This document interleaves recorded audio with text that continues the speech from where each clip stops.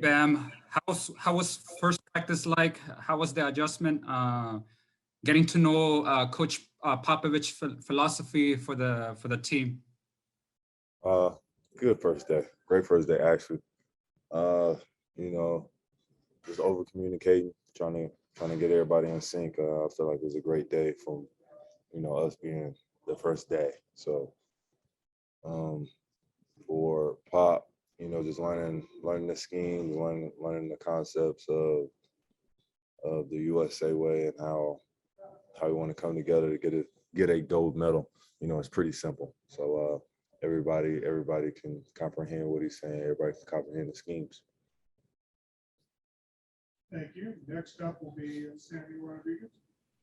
Hey, Bam. This is Samuel Rodriguez from New Stitch Media. Going into these Olympics, it seems like you may be the main center on this team. How have you been preparing for this challenge, and are you ready for those long minutes if necessary? Yeah, that's one thing I do in the offseason. I put my body through the ringer so I can be prepared for whatever task I have at hand. So I feel like I'm prepared. I put in the work, and let's ultimate goal is to go out there and get the gold. Thank you. Well, next up will be Joe Vardone, and then we will go with Josh Moser. Hey, Bam, good to see you, and thanks for doing this. Tonight's game one of the finals, and, obviously you were in the finals last year and pushed it to 6 games, and I know this year's playoffs didn't work out. But how tough or strange is it for you today just to be a year removed from the finals and then kind of going into Team USA training camp? But I'm sure part of you, is really kind of missing that experience from last year. Definitely a crazy thought. Just looking back at it, I had hair, and but for the most part, it's one thing about the year. Throughout the years, you never know what can happen. You never know what type of season you're gonna have, and that showed me anything. Anything can happen in the next year. So that's the biggest takeaway. I'm glad to be on the USA. It's a great opportunity for me. Next up, Josh Moser, and then we'll go to Ira Winderman. Hey, Bam, it's Josh down in Miami at Channel 7. You were pretty vocal when you were cut right before the World Championships. You kind of tweeted out, you weren't ready, though, with your dominating tweet. What's the biggest change, and what does it mean to take that next step in the game and be on this roster now, primed for a prominent role? It was just a chip. I've always excelled when I had a chip or if I had something more motivating me, and being cut was a motivation to me because, like I said before, I felt like I should have been on the team. So, I glad I got this opportunity now. It's time to show why I got this opportunity, and that ultimate goal is to get a gold medal. Thank you. Ira, you're up, and then we'll go to Jerry Tipton. Bam, obviously you're in a little bit of a different place in your career. When you were there even a couple of years ago, you were sort of the young neophyte player learning from other guys. Since then, you've been an all-star. You made an all-defensive team. Do you sort of feel now you're in that transition, even though you're only 23, that you're sort of moving more toward veteranship and maybe even sort of mentoring younger players on the select team? In other words, is this sort of a transitional point for you? Thank you. Ira, you always come with the difficult questions. Sorry. I wouldn't say more of a vet.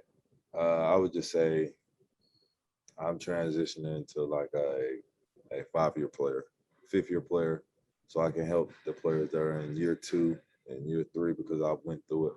So I wouldn't say vet yet, but when we get to like year 6 or 7, then I might transition to vet.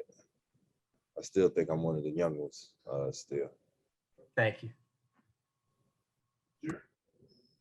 Jerry Tipton, you're up. And then we'll go to Zora Stevenson.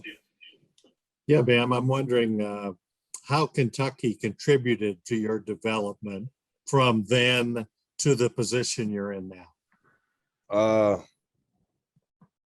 It showed me how to be held accountable. And that was the biggest thing, you know, Coach Cal emphasized in practice and games, always be held accountable, because at the end of the day, y'all are on the floor, it's y'all responsible, and y'all got to get the job done. So accountability is the biggest thing that I took from Kentucky. And, you know, it's got me this far because I take a lot of account for certain things that happen on the court or how we're playing. Good luck. Thanks. Zora, you're up, and then we'll go to Christus. You'll be up second on deck. Hi, Bam. Congrats on being an Olympian. There was a video going around the other day of Zach just like practicing what a travel is in the NBA versus international basketball and just that first step.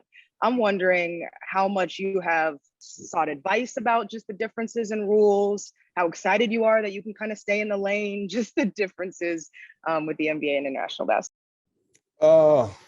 It's going back to, you know, just strictly preschool fundamentals. You know, in the league, you can get away with certain tricks and certain travels, but, you know, in the international world, you have to be fundamental.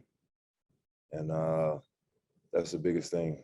My coach, well, my mentor, he's taught me the game since I was 12. So, you know, going to ask him a couple of questions. He's dealt with guys that's been overseas, guys that's, you know, are in the international world. So just going back, picking their brains and also picking his, and getting in the gym and just learning the technique. Christos, you're up, and then we'll go to John Weatherspoon. Hey, Bam. Hope you're doing well. What's up, Chris? I'd like to ask you, how big deal for you is to win the gold medal with USA national team in Tokyo, and what it means for you to represent your country and wear this uniform? Means a lot.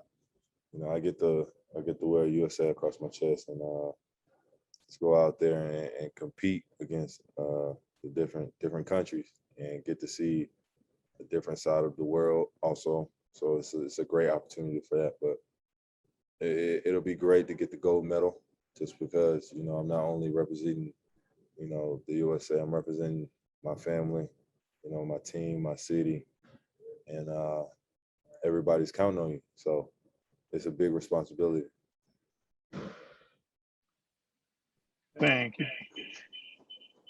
Go ahead, John. Business on your team and say selection. How's it for you personally playing with great coaches as Eric Spoelstra and Pop? Say it again. How's it for you playing with great coaches as Eric Spoelstra and Pop? This is great. You get a different point of view. Coach Spo is he's coaching the select team, so we're gonna be playing against him. So it's gonna be good to just see him running different schemes against me, and us running different schemes against him. So it's gonna be a great competition, because in practice, me and Spo go at it in different ways. But, you know, picking Coach Pop's brain, you know, he's one of those coaches. He's just like Spo. You know, he's a competitor. He's over competitive, and that's what I love about those two. Thank you. Let's go to Lauren Walsh and then Sean Hyken. Hi, Bam. Lauren Walsh from WXII in Winston-Salem. I see you have the North Carolina chain on, so I wanted to ask you what exactly you'll be representing when you step on the floor for Team USA, especially through the lens of North Carolina and High Point. Thank you. I'll be representing the 252 from North Carolina. And, you know, if you're from North Carolina or if you're familiar with North Carolina, you know, a lot of times we go by area code, and, you know, I'm from the 252. So when I step on the court, I've always got 252. And, you know, it runs through my blood, it runs through my veins. And it'll be real special to bring back a gold medal to 252. Thank you. Sean, go ahead, and then we'll finish up with Anthony Ching. Bam, usually during these Olympic or World Cup tournaments, there's kind of a lot of, whether it's LeBron, Bosch, and Wade back in the day, or, in 2010, some guys, or 2012, like there's always some kind of, guys on these Olympic teams getting, trying to convince other guys to like, yo, you should come to my team. Like how, especially this year with free agency kind of being after the Olympics, how much of that kind of like trying to get guys and recruit guys? How much of that kind of stuff do you think there's going to be during this tournament with you guys? I don't know. I feel like it'd be everybody will have their fair share since we're gonna be around each other so much. But you know, for me, just out here competing. At the end of the day, you know, I'm gonna end up becoming close with a lot of these dudes. So you never know what could happen.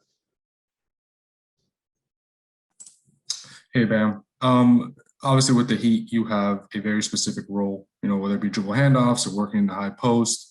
Do you think this Team USA experience will help you kind of explore other areas of your game, and how beneficial do you think that could be? Thank you. Very beneficial because, you know, we got a lot of scores, and, you know, guys want to pass the ball. So, you know, I don't know what type of role I'll be in yet. I'll figure it out, and we'll go from there. So I'll let you know later on.